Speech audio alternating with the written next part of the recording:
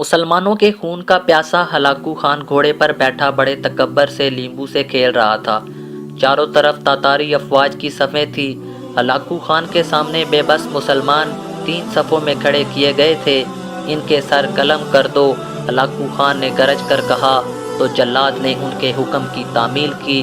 Sir मूली गाजर की तरह कटने शुरू हो गए थे। पहली सफ़ में एक बूढ़ा इंसान भी खड़ा था। वो अपनी बारी आने से पहले ही दूसरी सफ़ में चला गया। हलाकू खान की नज़रों ने उसे देख लिया। हलाकू घोड़े पर बैठा हुआ हाथ में नींबू उछाल उछाल कर इस इंसानियत का शर्मा देने वाला खेल का मंजर देखकर खुश हो रहा था। जल्लाद ने दूसरी सफ़ पर तलवार के वार शुरू किए और जब इस बाबे की बारी आने लगी तो वो खिसक कर तीसरी और आखिरी सफ़ में खड़ा हो गया। हलाकू की नज़र अभी तक बाबे पर थी। तीसरी सफ़ पे जल्लादों की तलवारें बिजली बनकर गिर रही थी। आखिर में जल्लाद जब बूढ़े बाबे की गर्दन काटने लगा, हलाकू खान की आवाज़ गूंजी, रुक जाओ। उसने इस बाबे को मुखातब करते हुए कहा, बताओ पहली सफ़ से तुम दूसरी सफ़ में आ गए, वो ख़त्म हुई तो तीसरी सफ़ में भाग आए। अब पीछे कोई और सफ़ नहीं है, अब कहाँ जाओगे? मुझसे कौन बचाएगा?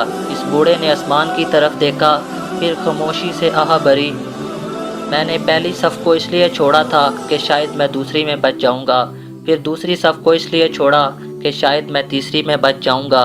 हाथ में नींबू उछालते हुए हलाकू ने बड़े तकब्बर से कहा, बाबे कैसी खामख्याली है, कैसी बहकी बहकी बातें कर रहे हो। मेरी तलवार से कोई नहीं बच सकता, तेरा अल्लाह भी तुझे नहीं बचा सकता। अगर बचा सकता है तो उसे बुलाओ कि आकर तुझे बचाए। बहुत सामने खड़ी थी, लेकिन बाबा बड़ा जुर्रत के साथ उसके सवालों के जवाब दे रहा था। बाबे ने कहा कि अगर अल्लाह मुझे बचाना चाहे तो एक लम्हे में मुझे बचा सकता है और एक लम्हे में इनकलाब आ सकता है, मुझे बचा भी सकता है और तुझे तेरे लश्कर के सामने जलील और रुस्वा भी कर सकता है। हलाकू खान ने यह सुनना ही था कि एकदम गुस्से से बोला कि तुझे कैसे तेरा रब बचा सकता है, इसकी गर्दन उड़ा दो। ये लफ्ज़ इतने गुस्से में कहा था कि उसके हाथ से नींबू गिर गया। हलाकू ने नीचे गिरते हुए नींबू को पकड़ने की कोशिश की तो अपना वज़न बरकरार न रख सका।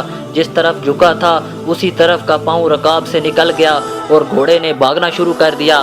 भागता चला जा रहा था और हलाकू खान का जिस्म एक तरफ को झूल रहा था। इसका सर पत्थरों से टकराता जा रहा था। बहुत सा खून बह चुका था।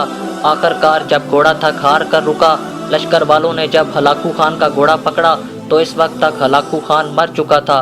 लश्कर वाले इस बाबे से इतना खौफजदा हुए, इसे नज़रअंदाज कर दिया और इसको ज़िंदा छोड़ दिया।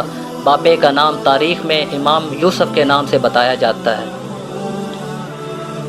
प्यारे प्यारे भाइयों, अगर आप इस्लामिक वाक़यात दिलों को छू जाने वाले सुनना चाहते हैं तो ये चैनल ज़रूर सब्सक्राइब करें और साथ जो बेल का बटन है उसको दबाएं ताकि हम नेक्स्ट जो वीडियो अपलोड करें उसकी नोटिफिकेशन आपको मिल सके। शुक्रिया।